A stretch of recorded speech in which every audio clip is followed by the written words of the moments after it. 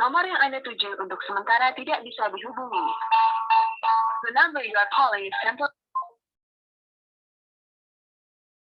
Nomor yang Anda tuju untuk sementara tidak bisa dihubungi. Nomor yang Anda tuju untuk sementara tidak bisa dihubungi.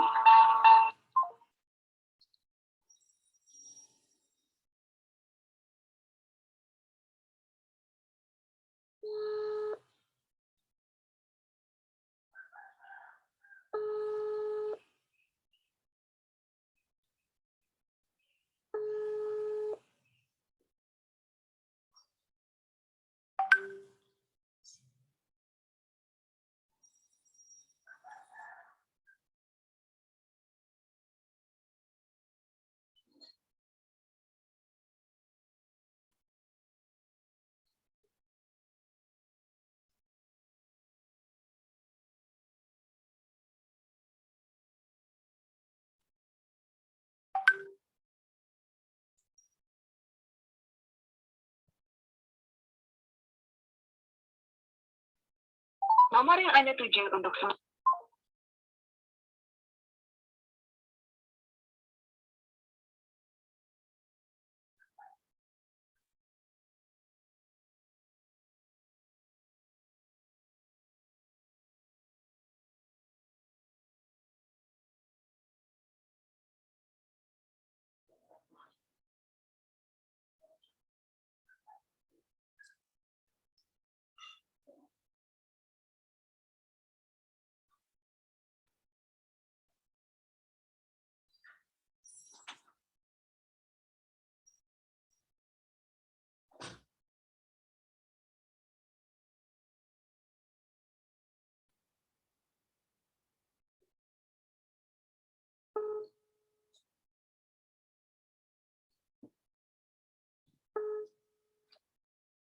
Oke, sudah lewat 10 menit. Saya sudah coba hubungi, dia tidak bisa. WA-nya tidak aktif, teleponnya tidak aktif. Oke, kita mulai. Sebelum kita mulai kuliah, kita berdoa.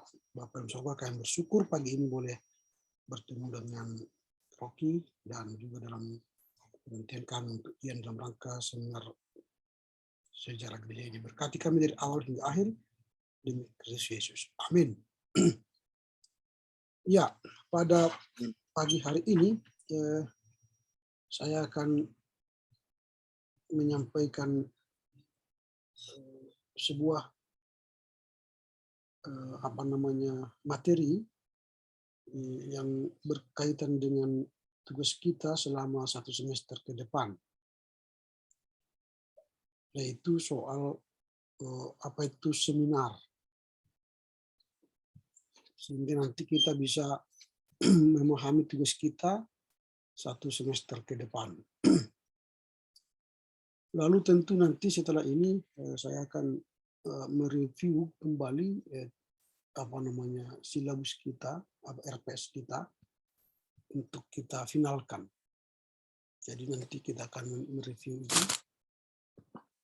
Dan minggu depan saya akan masih memberi satu makalah materi lagi. Dan setelah itu nanti kita akan masuk dalam pembahasan pembahasan seminar kita nanti. Ini yang akan saya sampaikan pada hari ini. Nah, tentu seperti di awal kemarin saya sampaikan bahwa seminar itu tidaklah sama dengan perkuliahan biasa. Karena seminar itu merupakan bagian dari mata kuliah yang harus kita lewati. Artinya kita ampu atau kita pilih sebagai untuk memenuhi persyaratan perkuliahan. Nah itu. Karenanya kita akan membahas apa itu seminar.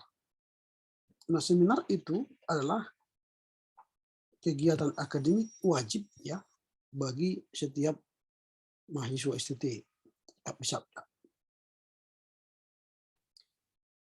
berupa penyusunan bahan seminar. Jadi kalian disuruh menyusun bahan seminar yang kemudian dilanjutkan dengan presensi dan diskusi di depan mahasiswa dan pengampu mata kuliah. Nah, kegiatan seminar ini dilakukan pada semester gasal, genap, ataupun semester antara seperti kita sekarang. Nah, secara terminologi, seminar mempunyai pengertian suatu kegiatan untuk menyampaikan suatu karya ilmiah. Jadi intinya ialah karya ilmiah yang berupa ilmu pengetahuan dari seorang akademisi. Jadi ilmu pengetahuan yang mau di apa? Kita bahas di seminar itu. Jadi bukan hanya sekedar menyampaikan informasi, tapi dia ilmu pengetahuan yang hendak kita gali. Yang dipresentasikan kepada peserta seminar. Jadi saya seorang akademisi hendak mempresentasikan sebuah temuan saya atau sebuah kegelisahan saya sebagai seorang akademisi kepada peserta seminar. Agar dapat mengambil keputusan yang sama ya terhadap karya ilmiah antara narasumber dengan peserta. Jadi saya sebagai presenter atau penulis seminar menyampaikan ide-ide pikiran saya kepada peserta seminar. Tujuan akhirnya ialah peserta seminar itu memahami ide-ide pikiranku dan mereka tangkap itu sebagai sebuah proses ilmu pengetahuan. Makanya seminar itu bukan main-main. Dia hendak menyampaikan sebuah ide-ide, gagasan-gagasan, pikiran-pikiran ilmiah yang bisa kita sampaikan kepada peserta, lalu peserta itu menangkap pikiran kita, lalu mereka bisa merespon, bisa menyetujui, bisa mengkritik, bisa menolak. Makanya seminar adalah suatu pertemuan yang bersifat ilmiah untuk membahas suatu masalah tertentu. Ini masalah tertentu. Dengan prasarana serta tanggapan melalui diskusi untuk mendapatkan suatu keputusan bersama mengenai masalah yang diperbincangkan. Nah itu. Jadi misalnya kalau si Rocky misalnya mau berencana membuat sebuah materi pengertian HCB menjadi HKI. Itu. Apa yang menjadi masalah di sana? Pertanyaanku kan apa yang menjadi masalah di sana? Apa sumbangsih pemikiranmu secara akademisi kepada peserta seminar? Kalau hanya seperti itu pengertian HCB menjadi HKI, gak ada masalah di situ. Itu sudah pas, itu sudah masa lalu. Tidak berimplikasi. Kecuali sampai sekarang HKI berkelahi gara-gara istilah itu. Ada yang masih tetap pakai HCB, ada yang memakai HKI, lalu kelompok HCB dengan kelompok HKI berkelahi sampai sekarang, oh itu berarti masalah. Tapi kalau nama itu sudah final, sekarang menjadi HKI dan tidak pernah lagi bersoal dengan HCB, ngapain membahas itu? Tidak ada gunanya. Karena tidak ada masalah di sana. Itu. Makanya kemarin saya katakan nggak ada masalah di sini. Sama seperti si Dian misalnya, dia mau buat penelitiannya soal arsitektur gereja. Lalu saya katakan, apa persoalan di situ? Arsitektur gereja GKPI, Dr. I.L. Numensen di Huta Tarutung. Apa persoalan? Ini sudah final, sudah dibangun, arsitekturnya sudah selesai. Kecuali setiap orang datang ke situ beribadah, mereka bersoal, mengapa begini bentuk bangunannya, mengapa begini arsitektur itu? Setiap minggu itu aja pekerjaan mereka, ya berarti persoalan kan?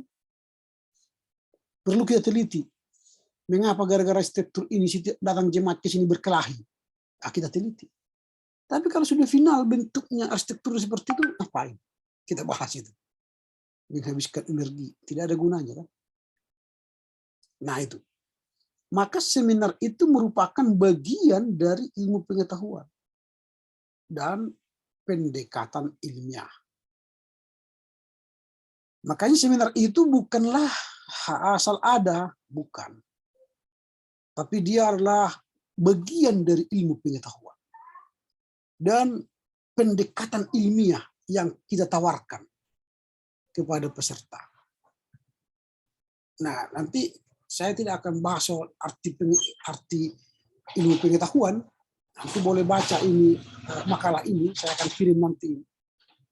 Yang kita bahas sebenarnya bukan soal apa arti ilmu pengetahuan itu. Yang kita bahas sekarang di sini ialah soal ini, cara ilmiah, ada 3 untuk dapat berpikir ilmiah, maka ada 3 tahap yang harus kita lakukan. Seorang akademisi yang berpikir ilmiah dalam rangka menyusun sebuah seminar, dia harus melakukan 3 tahap. Yang pertama, skeptis. Apa itu skeptis?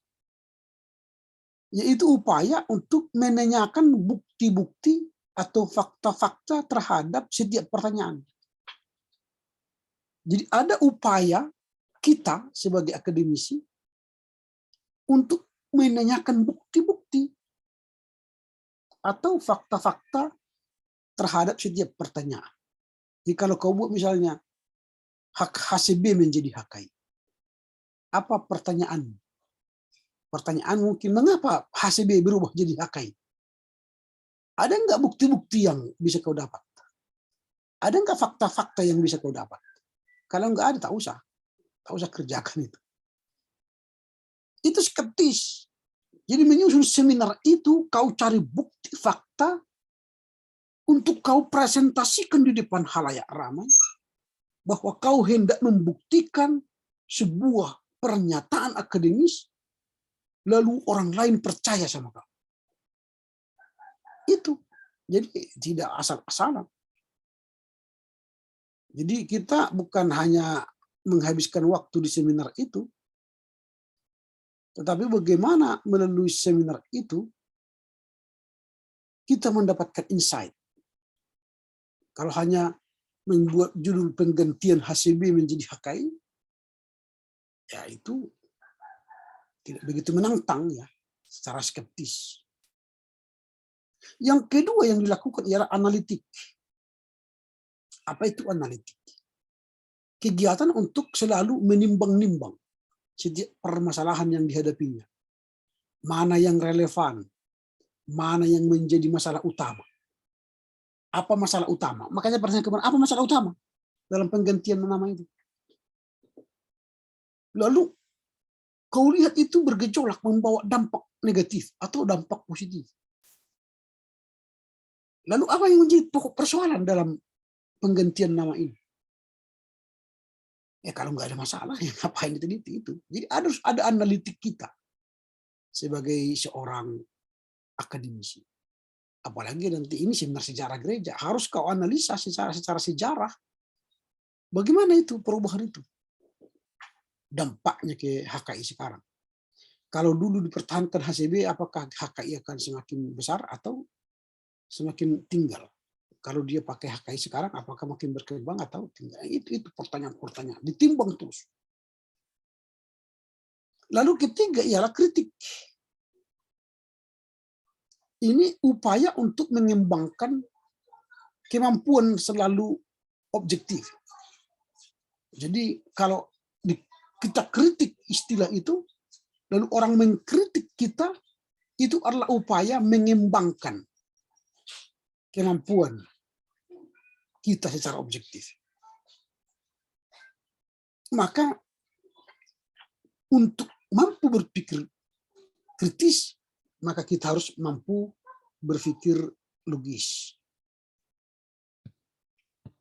Nah, pendekatan ilmiah akan menghasilkan kesimpulan yang serupa bagi hampir setiap orang. Karena pendekatan tersebut tidak diwarnai oleh keyakinan pribadi, yaitu pengetahuan benar yang kebenarannya terbuka untuk diuji oleh siapa saja yang menghendaki untuk mengujinya. Jadi pendapatmu itu saja, itu belumlah kebenaranmu. Tetapi harus diuji oleh orang lain. Itulah peserta seminar. Itulah masukan kritikan, baik kritik membangun atau kritik yang menghancurkan, destruktif. Nah inilah pengertiannya. Supaya nanti ada dasarmu dalam rangka memilih judul itu, ya harus punya pertimbangan-pertimbangan tadi, skeptis, analisis, dan kritik. Selain makalahmu nanti atau seminarmu nanti, ya tentu kamu akan juga menulis nanti juga tugas akhir kan, UAS-nya itu. Jadi berpikir selalu begitu. Di seminar itu merupakan sebuah penyampaian gagasan-gagasan, idea-idea kita yang hendak ditangkap orang, dipahami orang, lalu diikuti orang. Itu karena kita sudah mulai tahap menyusun skripsi ya. Karena skripsi nanti itulah akhir daripada penyampaian ide kita tertinggi dalam status sebagai mahasiswa di program S1. Makanya dari makalah, paper, makalah, seminar, baru skripsi. Itu tahapan terakhir. Jadi kalau tidak lolos seminar, ya nggak bisa menulis skripsi. Nanti bisa dia tidak memahami apa arti menulis skripsi. Nah, penetapan masalah dan pemecahan, metode pemecahannya. Nah, makanya saya bilang setiap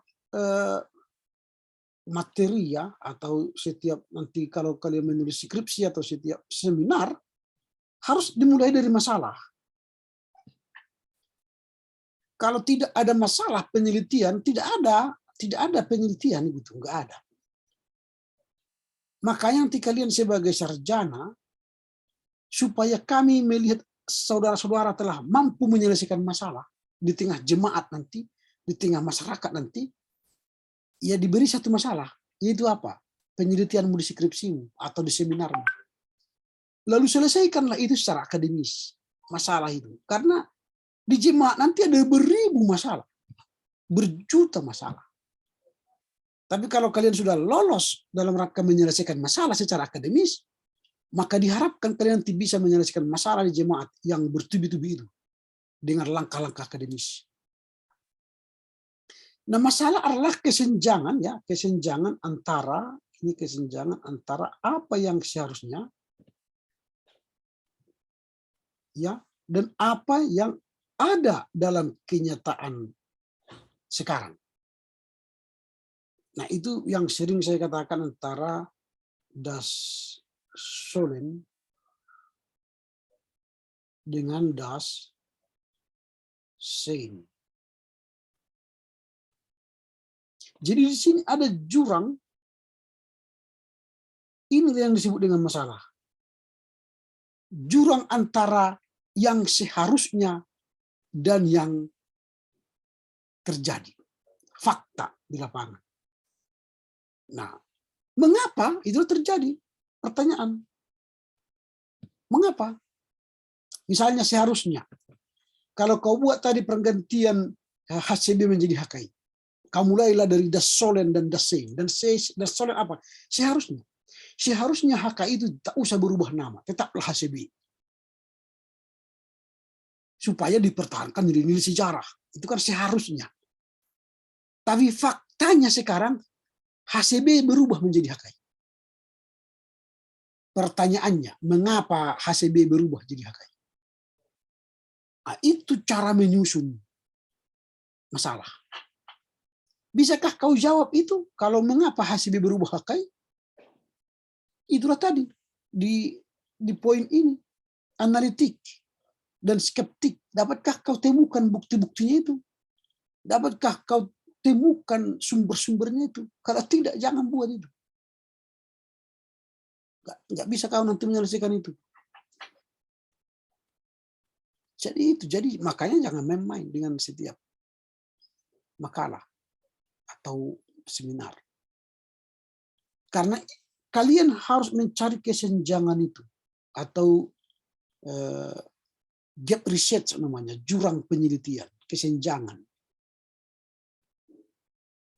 Jadi das sollen seharusnya dan das sein fakta di lapangan. Lalu terjadi mengapa? Nah, penetapan masalah adalah upaya untuk menetapkan kesenjangan atau hal-hal yang tidak dikehendaki yang menyebabkan tidak tercapainya tujuan yang dikehendaki.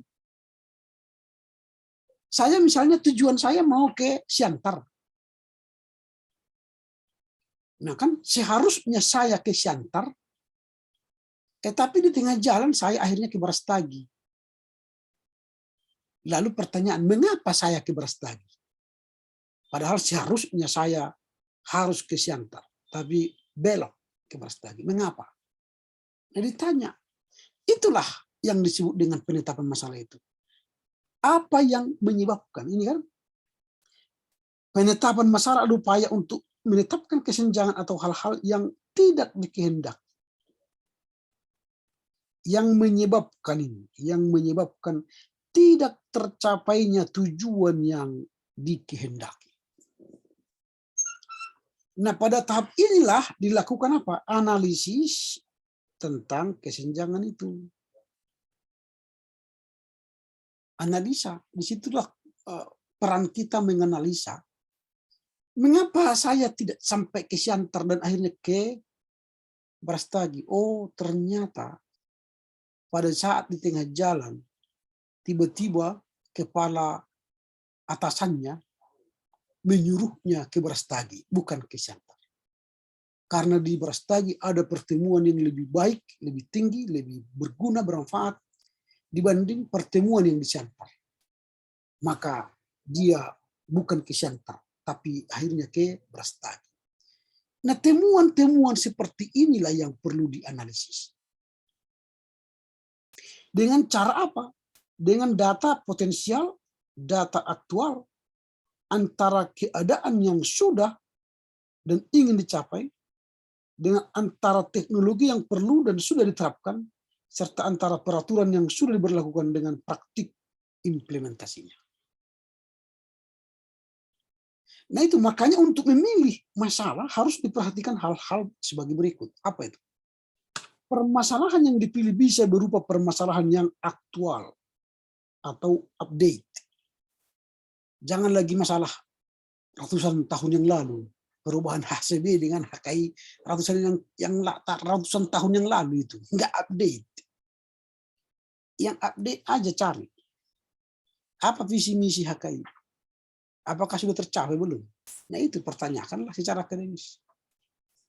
Itu kan lebih update daripada kau persoalkan HCB dengan HKI. Enggak ada gunanya. Tapi mengapa para pendeta HKI sekarang tidak bla bla bla bla? Atau mengapa gereja HKI sekarang tidak bla bla bla macam? Pertanyaan. Seharusnya HKI yang sudah 100 sekian puluh tahun ini sudah harus begini bla bla bla, tetapi sekarang begini bla bla bla bla. Mengapa terjadi begitu? Nah, itu lebih update. Artinya hangat dan menggigit dia. Bukan isu isu baholak yang tidak punya dampak lagi. Atau tanggung jawab HKI terhadap COVID misalnya, atau korban COVID-19. Bagaimana HKI dulu memperhatikan COVID-19? Care enggak? Nah, itu kan lebih menggigit, lebih hangat ya. Nah ini isu-isu yang current ya, yang update. Sehingga menarik untuk diketahui. Itu dia. Sehingga menarik untuk diketahui. Peserta seminar pun senang mengikutinya. Ini isu baru ini. Nah, bagaimana tanggapan HKI terhadap COVID misalnya? Isu baru, bagus ini. Atau bagaimana tanggapan HKI dengan metaverse? Ini baru, isunya baru. Itu. Tapi kalau dibuat judul HCB dengan menjadi HKI, udah malas katanya nggak mau ikut orang ini seminar. Karena orang sudah tahu, sudah mereka paham dengan itu. Ya, tidak perlu lagi mengikutinya. Nah, yang kedua, permasalahan disesuaikan dengan minat dan disiplin ilmu yang ditekuni. Jadi apa minatmu? Itu makanya kemarin saya tanya, apakah kalian mau menulis sejarah gereja dalam skripsi? Nah, supaya saya bimbing sejak sekarang kan gitu, supaya lebih terarah nanti. Seminar ini kita manfaatkan untuk mempersiapkan diri untuk skripsi. Tapi kalau tidak emang tertarik, ya nggak apa-apa. Ya kita hanya membahas seminar ini sebagai tugas kuliah. Gitu. Lalu yang ketiga, permasalahan tersebut memang sangat penting dalam masyarakat dan perlu segera mendapatkan pemecahannya. Nah, apakah HCB berganti dengan HKI? Penting itu dalam HKI? Enggak. Enggak penting. Karena udah dilupakan orang itu. Enggak penting gitu loh. Dan itu tidak ada manfaatnya dibahas. Kalau kau tulis itu, kau kirim ke majalah gereja HKI, enggak dimasukkan ke majalah. Karena enggak penting. Enggak ada nilai-nilai sesuatu yang penting di sana, yang berdampak bagi HKI. Enggak ada. Nah, itu dalam penetapan masalah. Nah, selanjutnya bagaimana metode pemecahan masalahnya? Ini penting.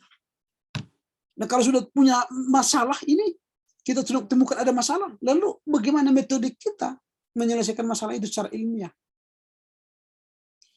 Nah, metode pemecahan masalah yang dilakukan dalam pendekatan ilmiah itu dengan membuat kerangka berpikir yang jelas. Apa yang dimaksud kerangka berpikir? Di Kanto mengatakan kerangka berpikir merupakan rumusan kaitan antar variabel yang akan digunakan untuk memecahkan masalah yang dibangun berdasarkan teori atau pengalaman empiris melalui studi pengetahuan dan tinjauan pustaka.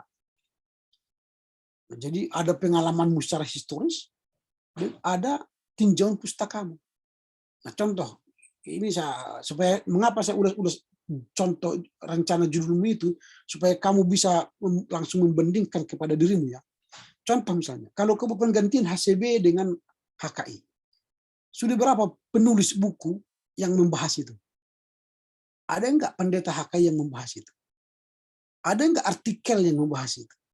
Ada enggak seminar yang membahas itu? Kalau enggak ngapain? Enggak ada berarti sumbermu nanti. Itu. Jadi tinjauan pustakamu apa? Atau mungkin tidak HKI. Ada di gereja lain yang berubah nama, lalu ada tulisan-tulisan yang membahas tentang perubahan nama itu. Ada tinjauan pustakamu. Nah, ada banyak gereja yang berubah nama loh. Tidak hanya HCB jadi HKI. HKBPS menjadi GKPS. HKBPA menjadi GKPA. Gereja GKI Jateng, Jatim, Jabar menjadi GKI. Gereja Kalimantan, Gereja Dayak Kalimantan dulu jadi GKE, Gereja Kalimantan Evangelis. Ada banyak gereja-gereja yang berubah nama. Lalu apakah ada gereja-gereja itu membahas perubahan itu, maknanya bagi gereja itu? Itu namanya tinjauan pustaka. Artinya ada orang yang membahas dengan perubahan nama itu, gereja ini menjadi berkembang, perubahan nama itu begini, itu bagus tinjauan pustakanya. Itu namanya kerangka berpikir kita. Nah, itu yang pemecahan masalah. Yang kedua ialah konsep dan konstruksi mengemukakan pendapat serta argumentasinya. Nah, ini diandaikan sekalian ini sekarang sudah punya pengetahuan tadi di bagian yang pertama seminar itu, apa itu seminar, apa ini pengetahuan, harus ada skeptis, analitis, dan kritis. Lalu kemudian bagian yang kedua ada masalah yang kalian temukan. Lalu sekarang bagaimana konsep dan konstruksi mengemukakan pendapat serta argumentasinya. Ini di depan peserta seminar. Nah, bagaimana kalian menyampaikannya? Dalam mengemukakan pendapat perlu diperhatikan kaidah ilmiah. Jadi kalau saya lihat orang atau mahasiswa selama ini dalam penyampaian makalah di kelas, dia hanya menyampaikan, membaca seperti apa, seperti kereta api yang tidak ada apa remnya. Itu. Dia hanya baca, tapi tidak dia pahami apa yang ditulis. Kalau begitu, Kak, seminar namanya itu. Seminar itu penyampaian gagasan. Jadi jangan lagi baca teksmu. Enggak. Gagasan itu kan tidak perlu lagi kau baca yang kau tulis. Tapi gagasan itu yang apa yang ada dalam otakmu itu, pikiran kita itu, sampaikan dengan bahasa-bahasa ilmiah. Nah, makanya pendekatan secara objektif dalam menanggapi fenomena yang ada perlu memperhatikan pola dasar pendekatan ilmiah yang jelas. Baik teknik maupun metodologinya. Jadi yang kalian sampaikan di dalam seminar itu adalah ada masalah, sebutkan masalahnya apa, lalu apa metodologi yang kau gunakan menyelesaikan masalah itu, lalu kemudian apa solusinya, apa hasilnya. Itu yang hendak disampaikan. Kau argumentasikan secara ilmiah. Jadi sebut masalahnya, apa jurang pemisah, jurang penelitiannya, solen dasein, apa jarak, apa namanya, jurang kesenjangan tadi, kesenjangan akademis, lalu bagaimana kamu secara metodologi menyelesaikannya, lalu apa hasilnya. Nah, itu dalam presentasi. Sehingga yang paling banyak dalam presentasi itu ialah membangun argumentasi-argumentasi, lalu setelah itu menjawab pertanyaan dengan argumentasi-argumentasi yang ilmiah, lalu kamu akan memberikan kesimpulan terhadap penelitian. Itu. Makanya setiap pernyataan diuji. Ini kan, setiap pernyataan diuji, harus diuji lebih dulu dengan refleksi pemikiran secara rasional, objektif, dan ilmiah. Sehingga jika terjadi perdebatan dalam seminar, ini kan terjadi perdebatan dengan peserta seminar, orang mengkritik atau bertanya, ini maka pemakalah mempunyai dasar yang kuat, ini mempunyai dasar yang kuat untuk menjawabnya dan mempertahankan jawaban. Ini semester ini yang paling aneh, ketika bertanya teman-temannya, mereka bukan menjawab, langsung tanya ke Google. Dia tanya ke Google, bukan dia baca makalahnya. Dia tanya Google gini-gini. Aneh sekarang kan peserta yang penyaji bukan menguasai bahannya. Bertanya orang, dia tanya Google. Aneh ini. Karena apa? Dia tidak menguasai secara rasional, secara objektif persoalan yang dia tulis, masalah yang dia tulis. Sehingga dia tidak punya jawaban.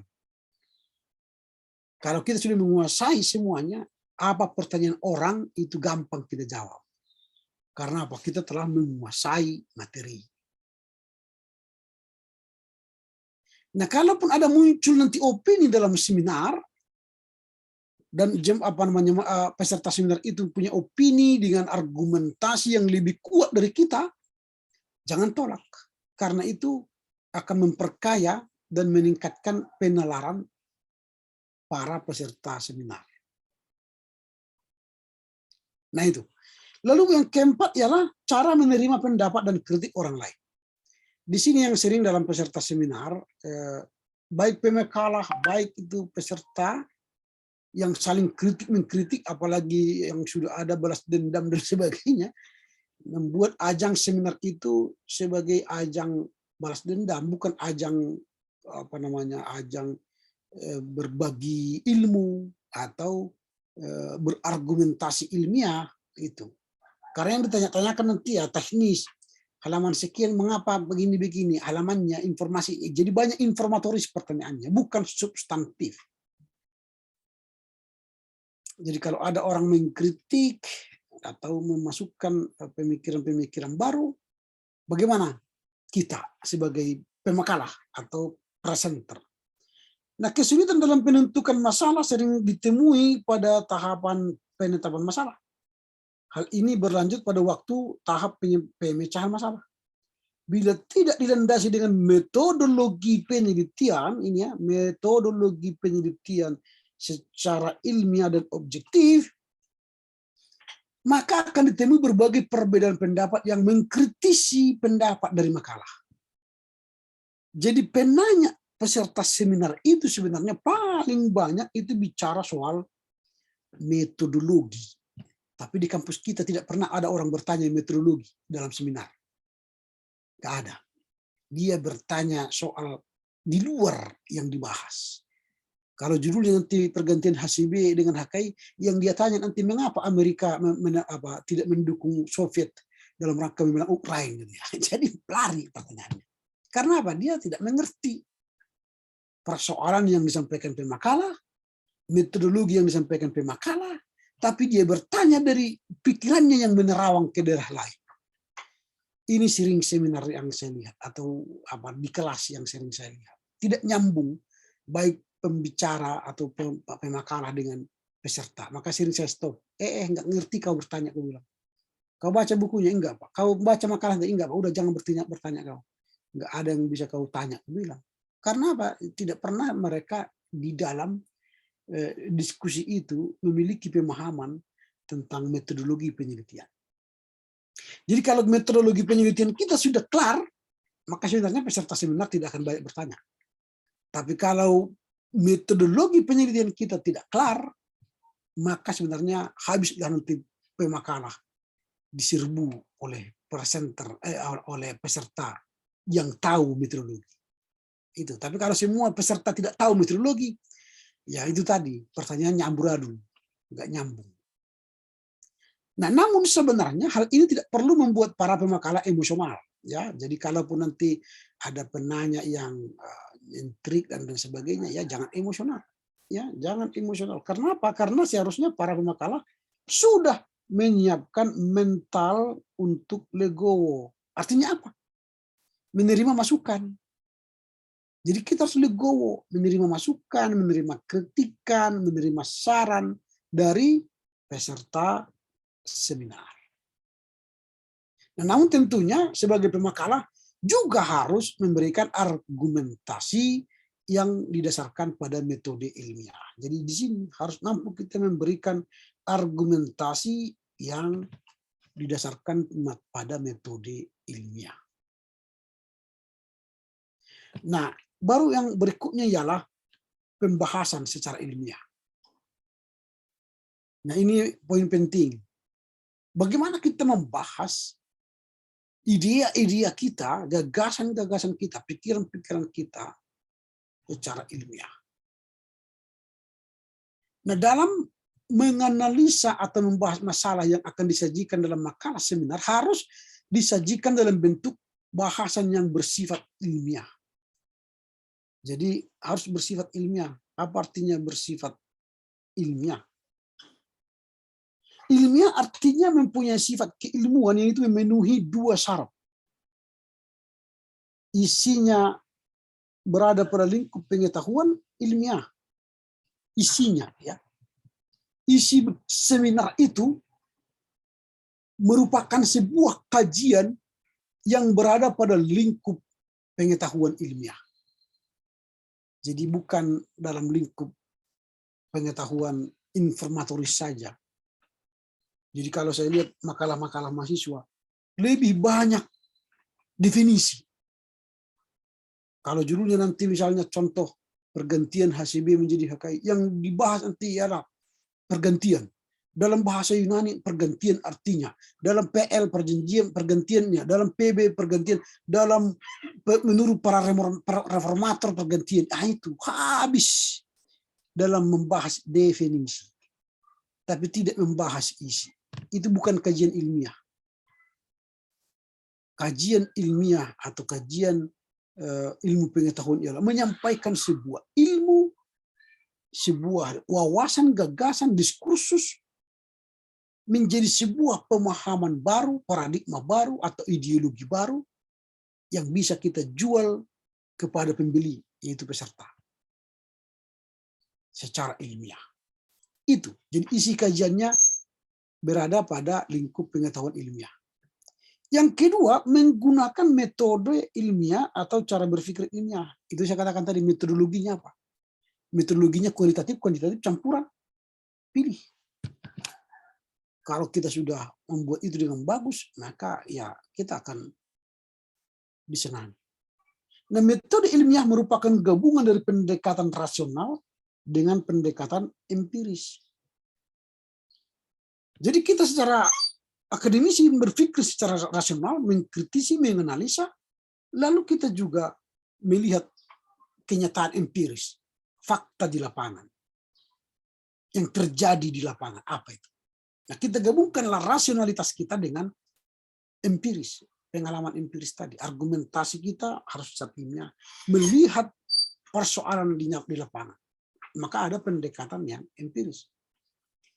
Nah, secara rasional ilmu menyusun pengetahuan secara konsisten dan kumulatif, ya. Sedangkan secara empiris ilmu memisahkan antara pengetahuan yang sesuai fakta ataupun yang tidak sesuai fakta. Ini kalau pendekatan empiris tadi, ya kita harus melihat pendekatannya sesuai fakta tidak sesuai fakta. Tapi kalau pendekatan rasional, ya harus konsisten dan kumulatif. Nah itu. Nah, pengetahuan ilmiah sebagai syarat pertama mempunyai arti segala sesuatu yang kita ketahui, itu pengetahuan. Wah, ini sudah keluar.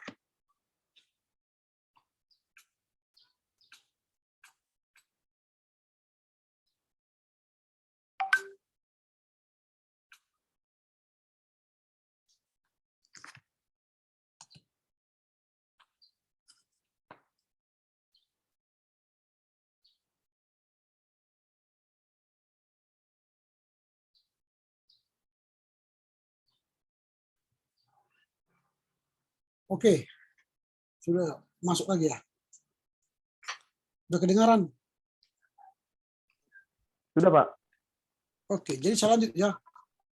Nah, jadi pengetahuan sebagai syarat pertama mempunyai arti segala sesuatu yang kita ketahui, yang dihimpun dengan metode ilmiah, itu kita tampilkan dalam seminar kita. Nah, pengetahuan ilmiah selanjutnya disebut ilmu, dan kemudian pengalaman itu atau fakta empiris itu menjadi sebuah pengalaman ya, atau fakta di lapangan. Nah, sementara yang kedua tadi fakta di lapangan atau empiris ya, metode cara berpikir kita melalui pendekatan empirisme, maka kita akan melihat fakta itu sebagai sebuah lapangan untuk diteliti. Sehingga antara rasionalitas dan fakta empiris bisa dijawab dengan ilmiah. Nah, kesimpulan dari pembahasan kita hari ini ialah seminar adalah suatu pertemuan yang bersifat ilmiah, kemudian pendekatan ilmu pengetahuan tadi harus ada pada pendekatan yang ketiga ya, ketiga tadi skeptis, analitik, dan kritis. Kemudian dalam menyusun masalah itu harus diperhatikan permasalahan yang dipilih bisa berupa permasalahan yang aktual, yang menggigit ya, disesuaikan dengan minat disiplin ilmu dan sangat penting bagi masyarakat. Baru pemakalah itu harus legowo ketika mempresentasikan hasil seminarnya, dia bisa menerima kritik, saran dari peserta, dan kemudian analisis terhadap sajian kita atau makalah kita, seminar kita harus bersifat memiliki dua syarat, yaitu kajiannya bersifat ilmu pengetahuan dan yang kedua menggunakan metode ilmiah yang bagus. Oke, sampai di sini dulu. Ada pertanyaan kira-kira? Ini makalah ini nanti akan saya kirim. Mungkin pertanyaan saya, Pak, saya akan mencari judul dulu, Pak, yang pas minta 2 hari ini, Pak. Oke. Saya tunggu nanti judul baru ya, yang bisa dibahas nanti secara ilmiah. Baik, Pak. Tetapi, Pak, kalau halnya nanti tidak bisa dapat dari HKI, bisa di gereja lain? Bisa, silakan. Baik, Tidak apa-apa. Oke, Pak. Oke, baiklah. Bagaimana cara menyusun makalah? Saya pikir itu sudah kita bahas di beberapa mata kuliah yang lain dulu. Saya pikir itu tidak perlu lagi saya ulangi karena itu sudah pernah dulu saya ajarkan. Kalau kalian masih ingat bagaimana cara menyusun makalah ilmiah ya, bahan seminar, bisa nanti cari lagi file-filenya atau nanti saya kirim ulang lagi. Nanti dimulai ada kata pengantar, ada daftar isi seperti ini, ada pendahuluan, latar belakang masalah ya, kemudian ada rumusan masalah, kemudian ada tujuan, baru pembahasan isi, yaitu pembahasan, baru nanti penutup, kesimpulan, baru saran, kemudian daftar pustaka. Nanti ini saya kirim lagi untuk bisa kalian pelajari cara membuatnya ya. Oke. Ada lagi kira-kira pertanyaan? Cukup? Mungkin cukup, Pak. Oke, baiklah. Nanti Pak, soal yang tadi itu Pak, nanti Bapak kirim aja Pak ke grup ya Pak. Ya, saya kirim lagi nanti ke grup. Baik Pak. Nah, ini karena kita sering bertemu secara online, nanti kirimkan tanda tangan di kertas putih. Kertas putih seperti ini, hanya tanda tangan aja, jangan buat nama, supaya bisa nanti saya buat masukkan ke absen kita, pertemuan kita. Oke ya? Baiklah, dengan demikian berakhirlah perkuliahan kita. Kita berdoa. Terima kasih Bapak, kami menyelesaikan tugas perkuliahan hari ini. Kiranya Tuhan berkati apa yang kami bincangkan. Terpuji Engkau Bapa demi Kristus Yesus. Amin. Oke ya, saya tutup ya. Oke Pak, shalom Pak.